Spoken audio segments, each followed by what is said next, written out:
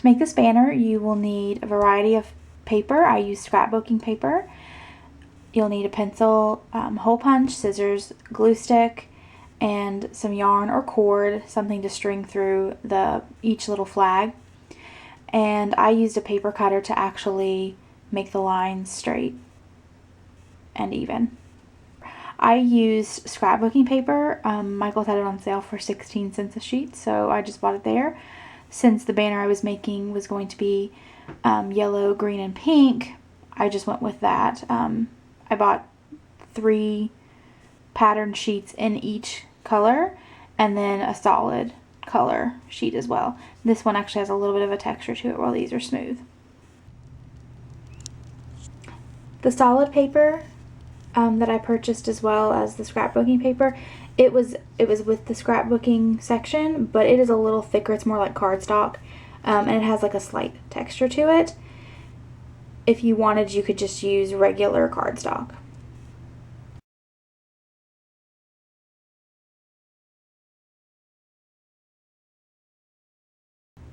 The first thing that you're going to want to do is cut out a template for each banner or each flag in your banner. This is a swallowtail, a rectangular swallowtail, which that's just the technical term for the shape for a flag, but I'm going to show you how to do it.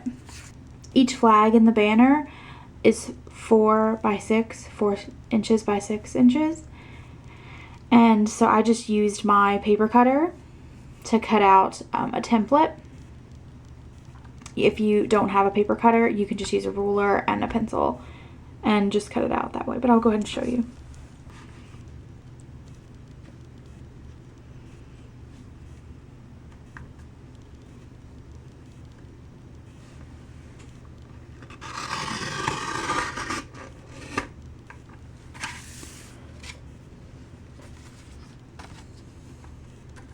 So that is 6 inches long.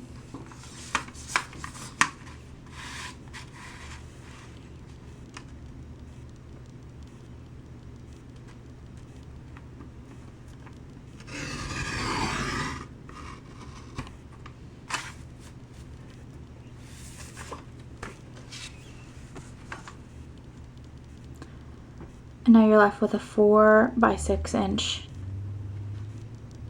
sheet. To make the triangle cutout, here's what I did. Okay, it's really simple if you have a paper cutter with this kind of grid on it to make it square. If you don't, if you're not able to find something that you could make the angle with, just take something that happens to have a square edge and line it up to where it looks centered. So you basically want the point to be in the center, and then the edges to be touching the points of your sheet. Now, what you can do to make it a little easier on you is measure where the middle is on your paper. I'll just do it this way. So see, it's 4 inches, so mark where 2 inches is. And then just kind of draw a light line partially way down to it. It doesn't even really matter if it's that straight, but you can measure it more evenly if you need to. All right, and then you take your paper, and in this particular paper cutter, I just lined up, I made sure that the point was in the ridge where the paper cutter, where the blade goes through, and then I just made sure my paper ran diagonally through these little squares.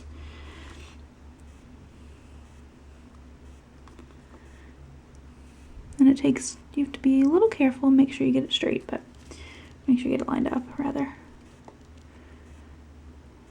But a little patience getting it set up will mean that it looks, pretty darn perfect. All right, and then you're going to come down. If your line was center, you're going to come down there to the line or close to it. I tend to not go directly to the line because I finish up with scissors. But if you measured more carefully than I did and marked your line, that'll work too.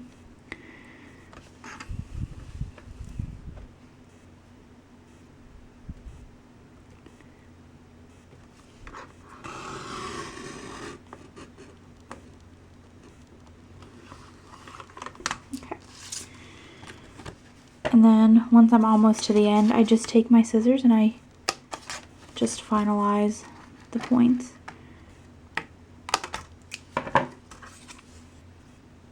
And then you're left with your template.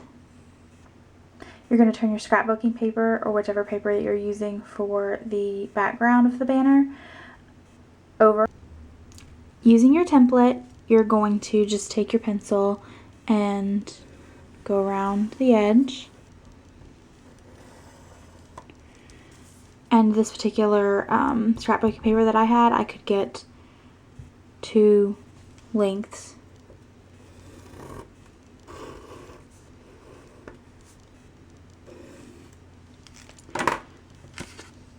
Alright, and then you're going to cut it out.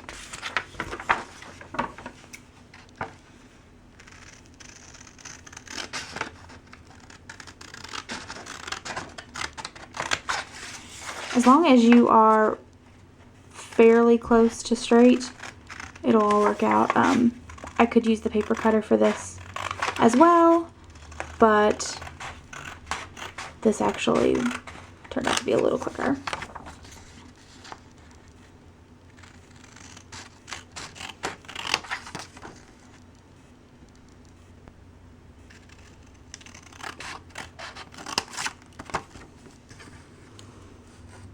Alright, and then you're left with your flag. Now for a 4x6 inch flag, I decided that it looked best when the letters were about 3 inches tall. You're going to take your other sheet of paper in a contrasting color, and all I did was I just made a couple of marks.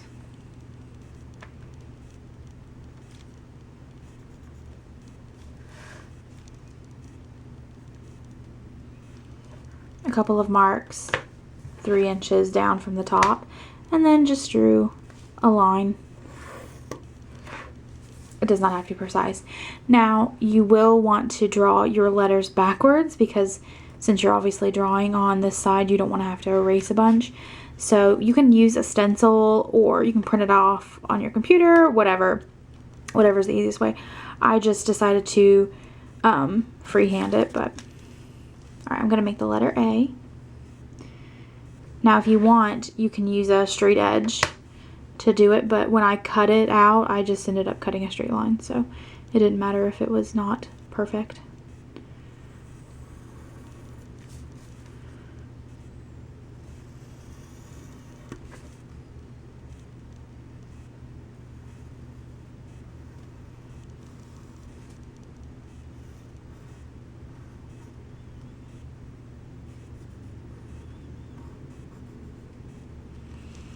Alright, and then you just cut that out as well.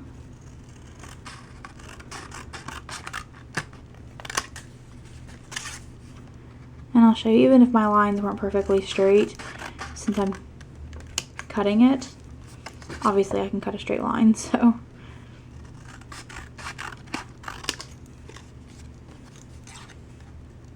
And the A is it's a reversible letter, so it doesn't matter if, well, the uppercase A. The uppercase A is reversible, so it'll look the same front or back, but. And then for, like, if you have something that has a middle point, you have to just poke a hole in it.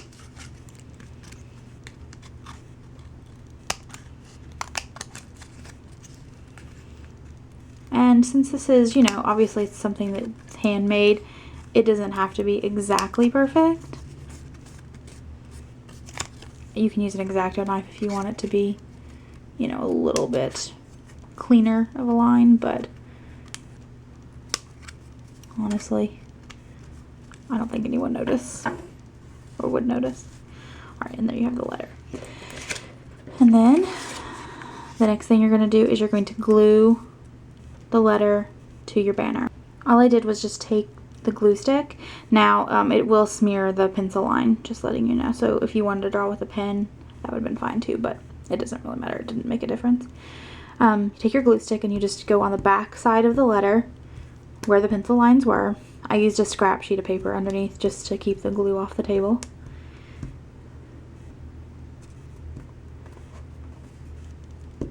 And get it all over. Okay.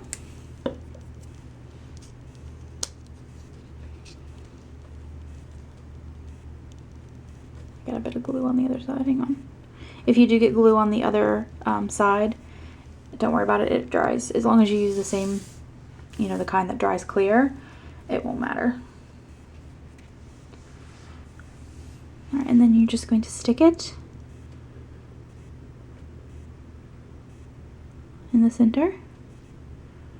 This particular pattern is easy to do the center, so you can just see make sure everything's lined up, and you want it to be straight. Alright, and then all I did just to kind of secure it is I just put the cap back on the glue stick and then just rubbed it on there to make sure that the seams were sealed.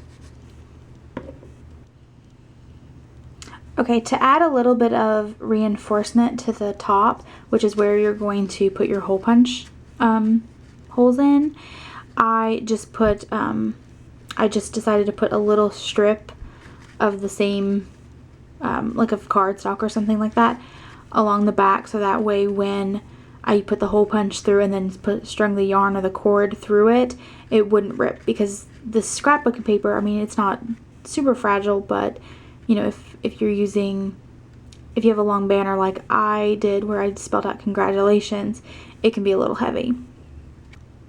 You want the piece that's going to reinforce to be just a slightly smaller, so you can see like it has a little bit of an edge on it. You're going to do the same thing with the glue stick, so just make sure you get the edges.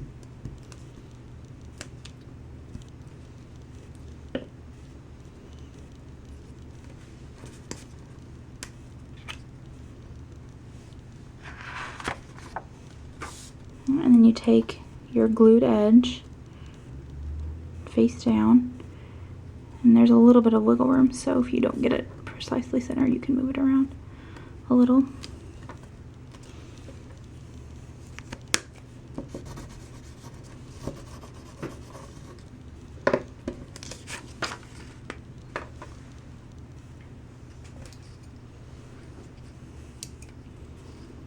Then you're going to want to take your hole punch and just punch a hole in the same spot. I don't think that you need to measure it as long as you are, you know, have a pretty good eye.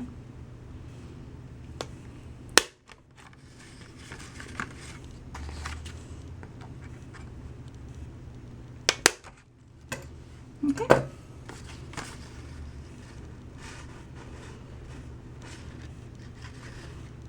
Alright, and now you're left with your flag. Now you just have to make a few more. Now with the holes punched out, you can go ahead and once you get them all made, you can go ahead and string it through. Now I'll just show you what I did. I went in on the left side. You can use a needle if you need to, but it's not a big deal. So I went in from the top, from the front, excuse me, on that side, and then on that side came up. You're gonna do the same thing. Back in through the front, around the back, up through the right hand hole, and just continue to do it along the way. So here you can see there's the back. Now if you wanted, you could obviously put that along the front, whichever way looks best to you. If you don't even want to put holes in here, you can use clips or something else to secure it to your string, ribbon, whatever you're using. Alright, and these are all of the ones that I made to spell out congratulations. And now I'll be back to show you what it looks like when it's all strung up. And this is the banner that I made.